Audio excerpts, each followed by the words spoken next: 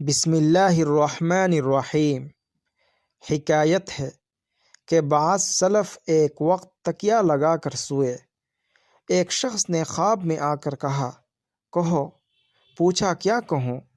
کہا کہ یہ شعر، جس کا ترجمہ یہ ہے کہ اے آزاد شخص، اگر تو نرم تکیہ لگاتا ہے تو موت کے بعد تو سخت پتھر کا تکیہ لگائے گا۔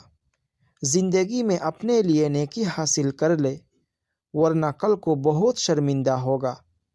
حضرت ابن مبارک رضی اللہ عنہ نے فرمایا کہ اگلے صالحوں کے نفوس نیکی پر خوشی سے موافقت کرتے تھے، اور ہمارے نفس موافقت نہیں کرتے مگر زبردستی سے، لہٰذا ہمیں لازم ہے کہ ان کو مجبور کرے۔